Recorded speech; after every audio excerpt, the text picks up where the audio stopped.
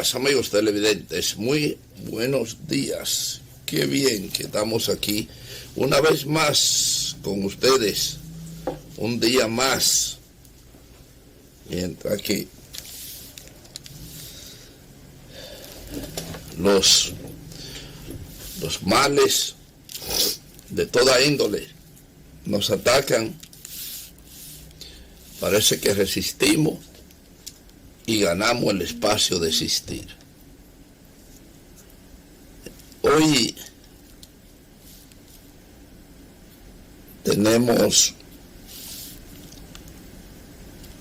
un 29 de abril, un día después de la ocupación norteamericana. Tenemos algunos detalles que queremos comentar. Y los detalles son en torno a nuestra situación política, no ya el tema directo del coronavirus, que parece ser que la mayor cantidad de especialistas existen en la República Dominicana por las tantas versiones que surgen en ese orden. Pero vamos a insistir en una cosa, y yo quiero hacerlo enfático. Hay una leyenda, si se quiere, que puede decir que no todo lo que se cumple, no toda la ley es justa, pero hay que cumplirla o rebelarse contra ellas. Si usted considera que la ley que lo gobierna no es justa y que llega al grado de donde se han agotado todos los medios posibles, entonces la rebelión es un deber. Rebélese, insurrecciónese, etcétera. Pero ¿qué resulta? Que examinando las causas, los motivos, no llega el grado de la rebelión o la insurrección, no llega. Es decir, no llega a justificarse. Porque si bien es cierto que hay una cantidad de problemas, hablando hipotéticamente, no es menos cierto de que esos problemas no tengan una solución en el medio de la discusión civilizada, de la discusión organizada,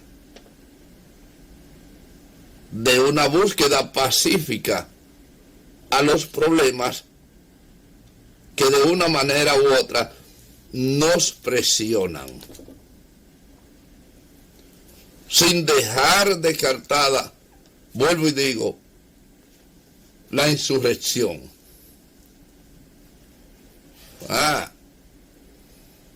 Pero mientras no lleguemos a esa etapa, entonces tenemos que agotar todo el protocolo que nos indica la Constitución de la República y sus leyes. Entonces tenemos que hacer posible el cumplimiento de ellas. Cuando ya no se hayan cumplido, entonces hablaremos. Pero usted no puede, en aras de que usted no está de acuerdo, usted obstaculizar el ejercicio del reglamento que se establezca a través de los organismos competentes. Si usted no está de acuerdo de fumigar su casa y las autoridades decidieron que hay que fumigar todas las casas, busque una fórmula, pero usted no se puede oponer, porque yo como autoridad tendría el suficiente poder legal para amarrarlo a usted en una esquina y fumigar la casa. Punto. Amarrarlo, encerrarlo en un cuartico, fumigar la casa y listo. Yo tendría ese poder en caso necesario. ¿Cuál sería el caso necesario? Que determinemos que una razón impone la seguridad sanitaria de todo el mundo. El hecho de usted ser dueño de la casa o tener una determinada autoridad no lo inviste de que usted no quiera hacerlo porque a usted no le da la gana. Bueno, ahora bien, vienen los detalles. Usted es alérgico, demostró que es alérgico. Usted tiene problemas con el producto, demostró que eso. Ya eso es otra cosa. Y todo esto son ejemplos hipotéticos que estoy poniendo. Ya es otra cosa. Entonces, las autoridades tienen que buscar solución contra su alergia. Tienen que buscar solución contra todo lo que usted, dentro de una lógica, explique por qué usted no quiere que su casa sea fumigada. Muy bien. Entonces, a usted lo vamos a llevar a un hotel, vamos a levantar un inventario de su casa, lo vamos a llevar a un lugar hasta que pase el efecto que pueda hacerle daño a usted, producto de la fumigación. Pero jamás fumigar la del lado y la del lado y dejar sin fumigar las casas porque usted no quiera. Lo mismo que hay una restricción de que no se puede salir a la calle y sencillamente usted sale, pues debe tener consecuencias su salida. En particular, yo no creo en la forma que estamos utilizando, pero no tengo nada más que obedecer, cumplir y exigir que se cumpla. Porque yo no creo que el virus anda solamente de noche. Entonces, yo era partidario de un periodo determinado de mayor restricciones. Bueno, esa es mi opinión. No se pudo, se aprobó lo otro. Yo tengo que cumplir con lo aprobado. Y insisto en eso porque no es posible, señores, que aquí haya tantos obstáculos para hacer las cosas que de una u otra manera han quedado dentro de la ley, dentro de lo aprobado, dentro de la razón legal, para que usted sencillamente quiera desoír. Y hay otro asunto Claro que hay una gran oposición contra el gobierno. Y ahí no hay absolutamente nada que criticar, nada. Pero el hecho de que usted tenga oposición contra el gobierno no lo faculta, no lo autoriza a usted a no aceptar las medidas gubernamentales. Ese es el otro problema. Aquí, bajo el criterio de que yo soy oposicionista, me creo que tengo una licencia para no aceptar y violar las medidas oficiales. Ya le dijimos, el grave problema lo cometió usted y fue votando por la autoridad que tiene. Usted votó y certificó que usted votaba por 4 años por el candidato X, sea municipal o gubernamental. A usted no le queda nada más que tragarse el error de haber elegido mal, si ese fuera el caso. Pero no tiene ningún derecho, absolutamente ningún derecho, a usted desconocer o impedir, obstaculizar las medidas, las gobernanzas que se aprueben como tales. Ojo con esto que estamos diciendo. Y eso usted lo puede calificar como usted quiera. Por eso yo soy partidario y lo he planteado hasta donde he podido. Primero, de que toda persona sospechosa de infección con el tema del coronavirus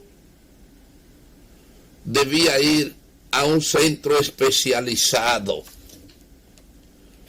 y no a donde ofrezcan atención, porque el grave problema para mí, desde el punto de vista técnico administrativo, en el orden, no hay que ser médico, al contrario, si tuviéramos un centro en cada lugar importante, entonces tuviéramos mayor control de la situación. Cuando quedaban 11 provincias que no habían sido atacadas por el coronavirus, nosotros nos reventamos la garganta desde esta tribuna diciendo que había que proteger a esas provincias y las citamos una por una y llamamos a las autoridades locales para que ejercieran el poder del acordonamiento de sus provincias para que no ocurriera lo que ocurrió al final, que solo una provincia se ha quedado intacta. Entonces, nosotros realmente queremos decir que lo que hay que hacer cada ciudadano es apoyar las medidas gubernamentales en torno al control sanitario que tenemos. Y oponerse y hacer otra cosa es una violación que debe tener consecuencias en todos los sentidos. Claro está, si los que tienen que ejercerlo no lo ejercen de la manera que sea, eso sería otra cosa. Porque en mi parecer, el llamado peregrino, farsante, apóstol de la ignorancia, en complicidad consciente e inconsciente con algunas autoridades, desafió en nombre de Jesucristo, desafió las órdenes, los reglamentos y pone en peligro a los demás. Yo no sé qué medida. Lo que yo sé que ese caso, quedarse impune sin tomar ninguna consecuencia, entonces sería una inconsecuencia de las autoridades. Porque el gobernador de Puerto Plata ha debido ser destituido por el caso de la falsedad, por el caso de ser parte por omisión o por comisión del ejército de ignorantes que demostró esa convocatoria, lamentablemente. Señor director, vamos a una pausa, retornaremos con un invitado para conversar sobre otros temas en sentido común. Bien, señores, tenemos aquí con nosotros, tenemos que decirlo para que usted lo conozca, porque ahora uno se encuentra en la calle con los amigos y no sabe con quién se está encontrando. A veces uno lo conoce con todo y máscara, pero a veces no se conocen y se pasan por el lado, se mira uno así tratando de identificar uno al otro, en fin. Pero nuestro invitado de hoy, ustedes lo conocen aunque tenga máscara. Así que con él vamos a hablar sobre cosas muy importantes, como siempre lo hemos hecho con Luis de León. Buenos días, don Luis. Gracias, querido hermano, don Marco Santana y todo su público de sentido común. Que Dios bendiga este hermoso día. Todos los días, en medio de las situaciones que tiene el mundo, tiene su hermosura. Con valentía y con el sentido de sacrificio que exige la circunstancia. Usted se acuerda, debe acordarse, yo no sé si usted estaba en el distrito o estaba en Montecristi o dónde estaba, un día como hoy del 1965. Un día como hoy, bueno, de 1963 se promulgó la primera constitución liberal de desarrollo transformadora que fue emulada en América Latina y el Caribe. Hoy es 29 de abril, la constitución del gobierno del profesor Juan Bosch. Y un día como hoy, precisamente,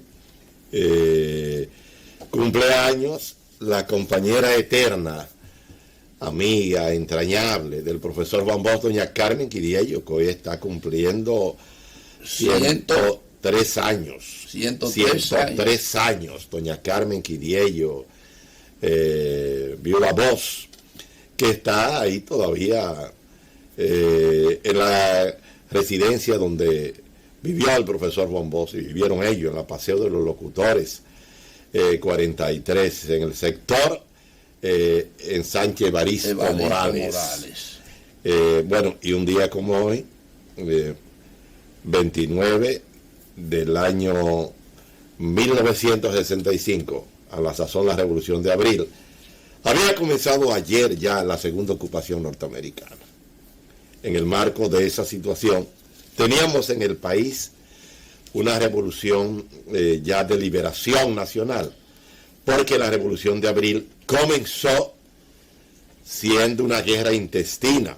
Es decir, la revolución estalló un 24 de abril con el propósito de procurar la vuelta a la constitucionalidad del gobierno electo democráticamente el 20 de diciembre del año 1962, el profesor Juan Bosch fue juramentado el 27 de febrero del otro año, 1963, fue derrocado, desgraciadamente, un 25 de septiembre, la madrugada del 25 de septiembre.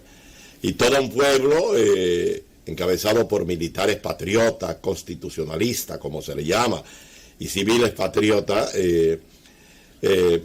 todos se organizaron, encabezado por el héroe nacional Rafael Tomás Fernández Domínguez, un 24 de abril del año 1965, cuando estalló la revolución, y procuraba también la vuelta a la constitucionalidad, es decir, a la primera constitución dominicana liberal, producto de una constituyente que se llevó a cabo en el gobierno del profesor Juan Bosch, y que un día como hoy la constitución fue proclamada.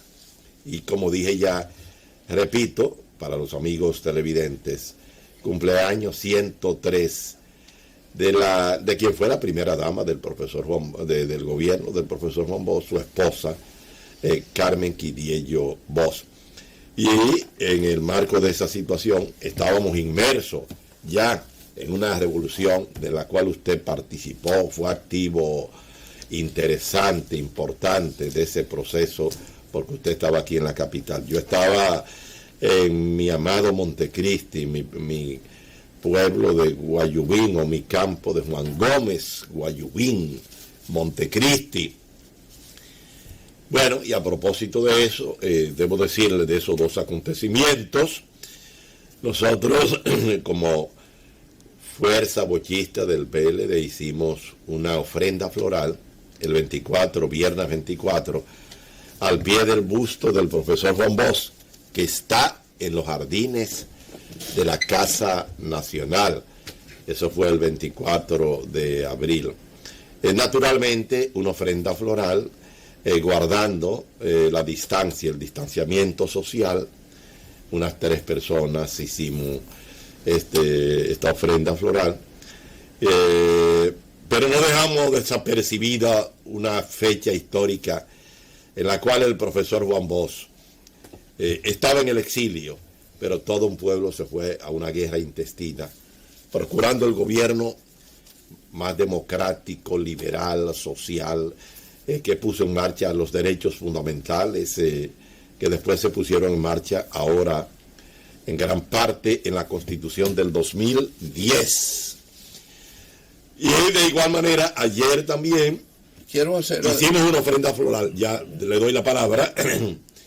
Ayer, 28 de abril, 55 aniversario de la segunda ocupación norteamericana del año 1965, al pie del busto de la estatua ecuestre del conductor de esa revolución de abril de 1965, el héroe nacional Francisco Alberto Camaño Deñó. Esa estatua está justamente frente a la Puerta del Conde, donde está... No es ecuestre, es una estatua. La estatua tiene un carácter, no es ecuestre, sí, pero tiene no es busto tampoco. Sí. Mire, quiero apuntar algo muy importante, porque la historia tiene que ser justa. Y viene al caso.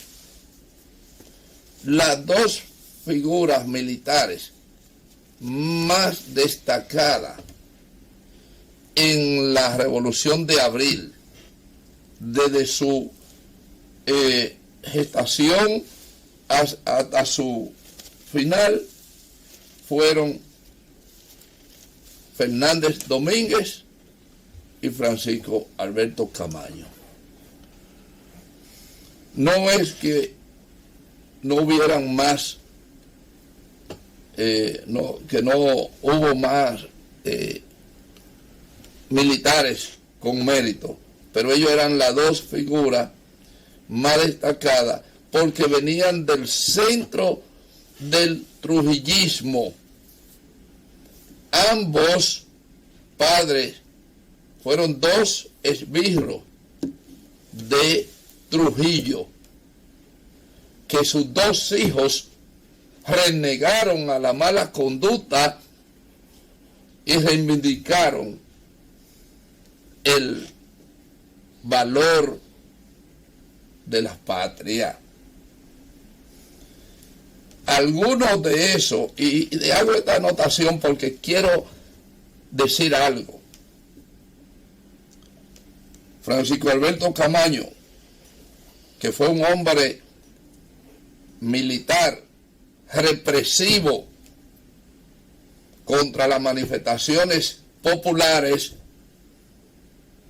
terminó renegando todo ese pasado del que él había sido parte y poniéndose al frente, no participando, sino poniéndose al frente de la gesta patriótica de abril. Más, hubo un perverso militar que por su perversidad, quiero destacarlo para que la gente lo conozca, para que mañana no hayan falsos héroes, que fue precisamente quien sacó al profesor Juan Bosch en una fragata, acompañado del propio Camaño, y llevaron a don Juan en calidad de exiliado. Lo sacaron del país. El general de Ojalata, Antonio Inver Barrera, fue el que cumplió la misión. Una vez después de darle el golpe de estado a Juan Bosch, montar a Juan Bosch y a su esposa, que hoy cumple 103 años, montarlo en una fragata y llevarlo a la isla Antigua.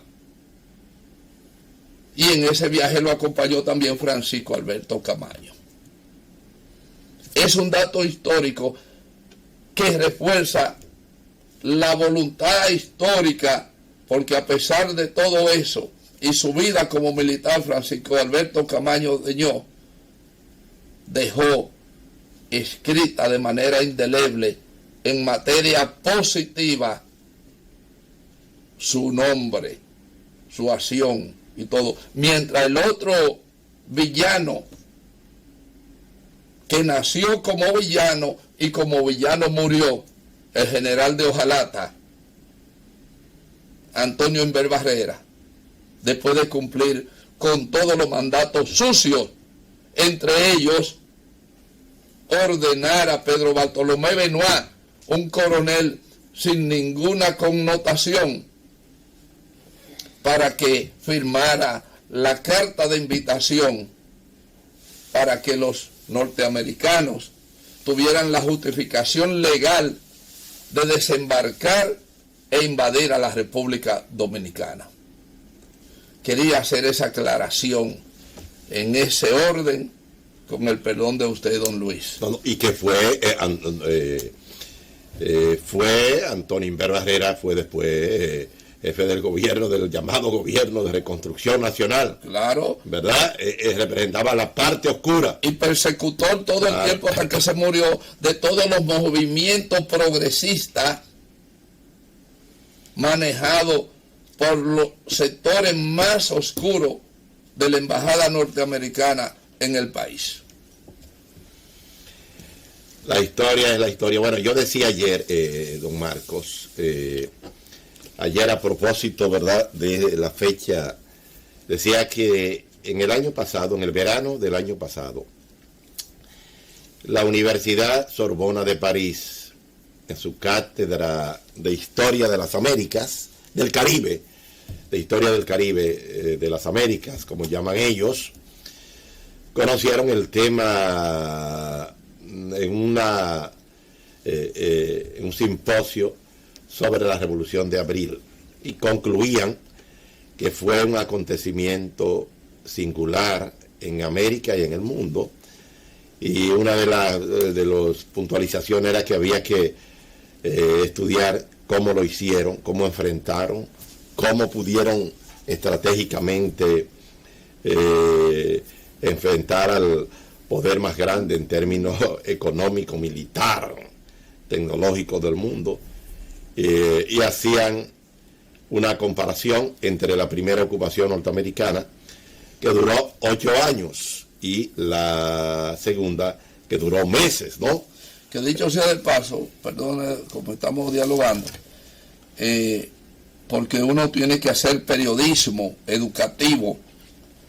Dicho sea de paso, hace unos 102 años que el pueblo dominicano tuvo que vivir una pandemia como la que estamos viviendo en este momento, y fue la pandemia del 1918, y esa pandemia fue bajo la ocupación norteamericana.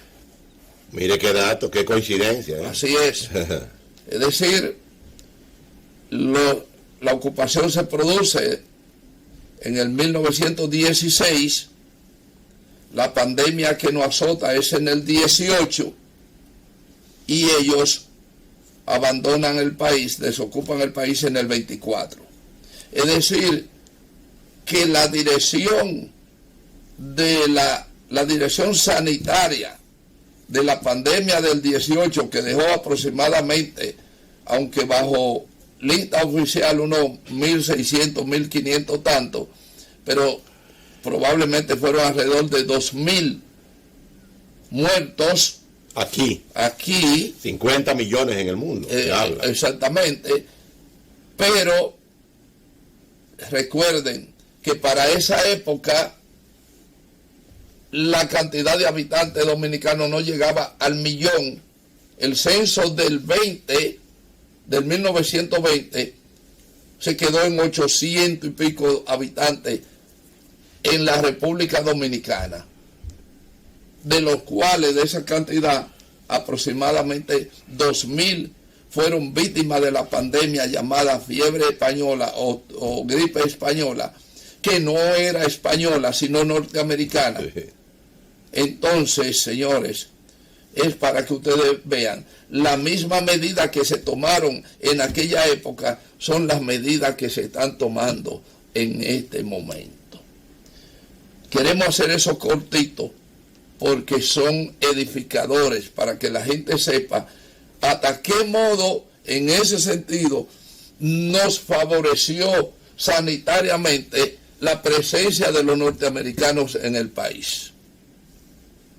Ojo con eso. Con eso no estoy diciendo bajo ninguna razón pontificando la ocupación, pero ellos tenían que emplear la metodología porque era su gobierno y estaban expuestos también a la misma pandemia que los ciudadanos dominicanos. Entonces, en ese orden fue combatida, y cuando usted analiza la cantidad de muertos con la cantidad de habitantes, entonces le va a dar un análisis muy profundo sobre el tema de hoy en esa misma relación. No todo en la vida es negativo. Las cosas negativas tienen destellos importantes que hay que tenerlo en cuenta. Correcto, estoy de acuerdo. Yo decía que nosotros planteamos ahí que conforme a lo que se conoció en términos académicos de la Universidad de la Sorbona de París, yo planteaba la necesidad de algo que está planteado en términos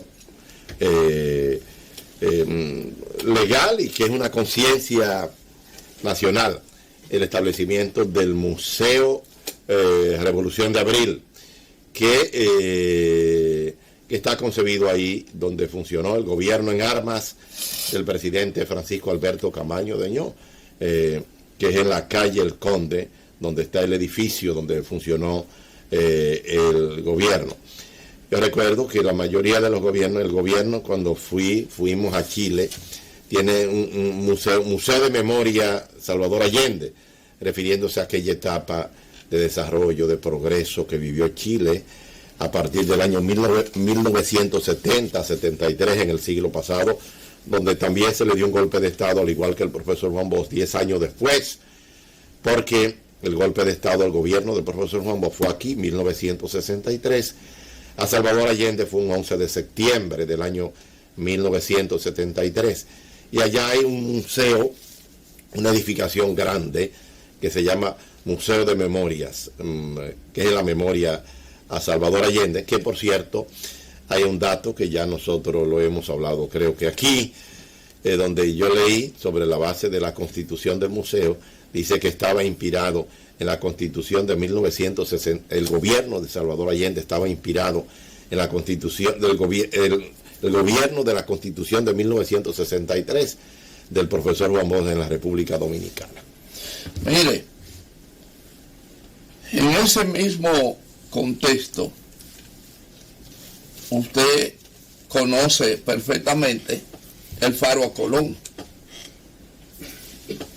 El Faro a Colón, y no vamos a hablar del faro en sí, es para darle una idea de la dimensión.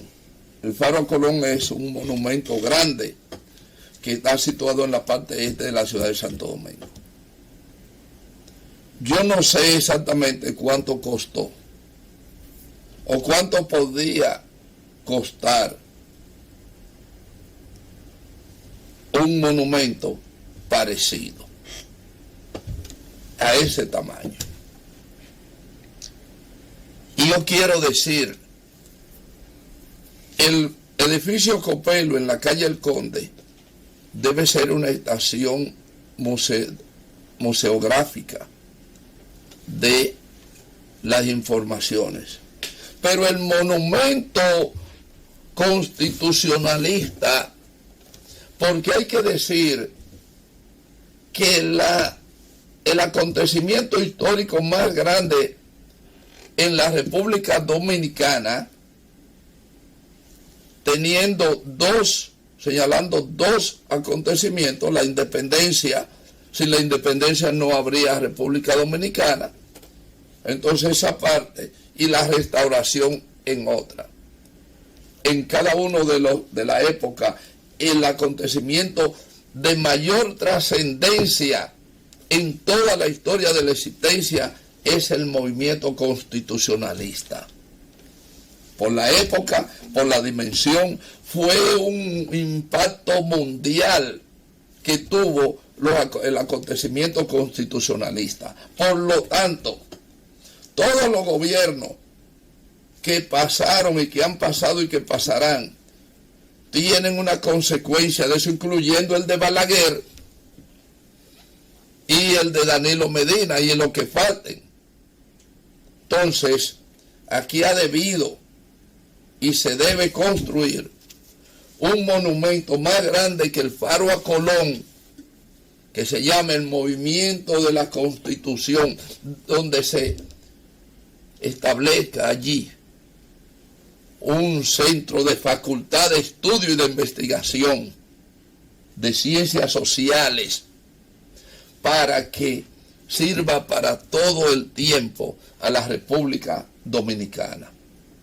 Y ese monumento, que ya lo hemos sugerido y lo seguimos sugiriendo, debe ser un gran movimiento, un gran monumento, donde la figura de los líderes esté allí en la cima, en la parte alta de ese monumento, que a su vez sirva de facultad de enseñanza, de investigación. Eso debía buscarse la forma, sin importar lo que cueste, porque un día más dominicano y las botas imperialistas continúan pisoteando tu suelo. Ah, caramba, qué bien, qué bien. Bueno,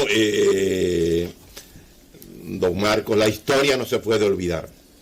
Y la historia, independientemente de las situaciones que puedan tener los pueblos, siempre es un estímulo para vivir más. Usted lo dijo, un día más, que era una frase histórica que se pronunciaba durante la la resistencia contra el invasor. Un día más.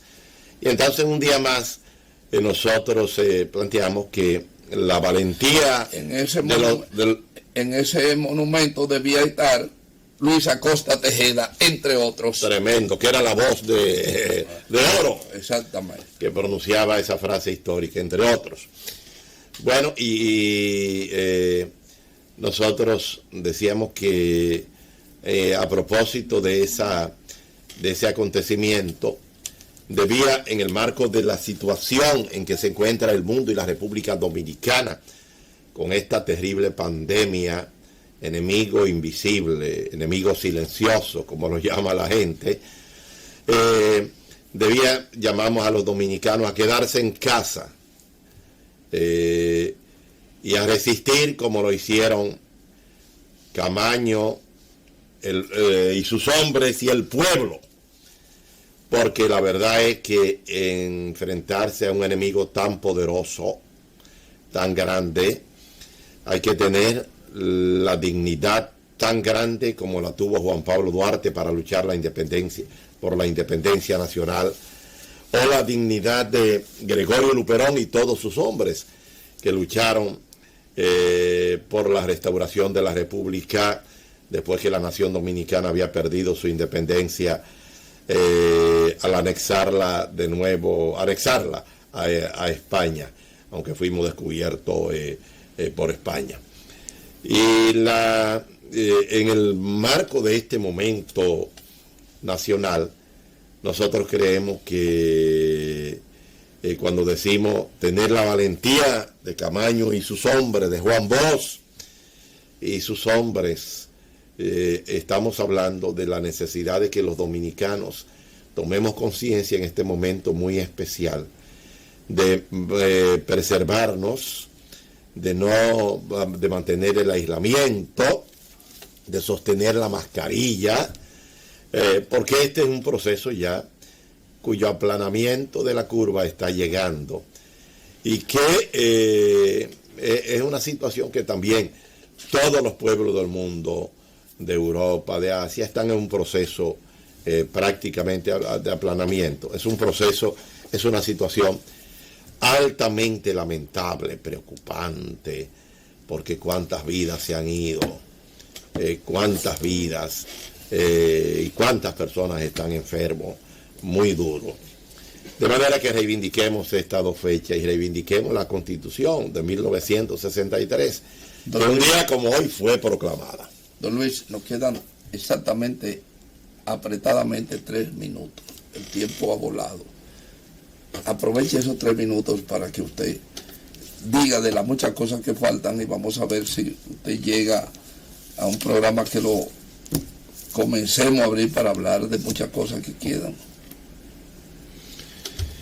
Bueno, creo que en estos minutos nosotros tenemos que llamar a la familia dominicana, a la sociedad dominicana, al pueblo, para que si ya ha resistido tanto tiempo, ¿verdad?, que continúe resistiendo, que no se deje desdoblar esa posición de dignidad que ha mantenido la familia en todo el país.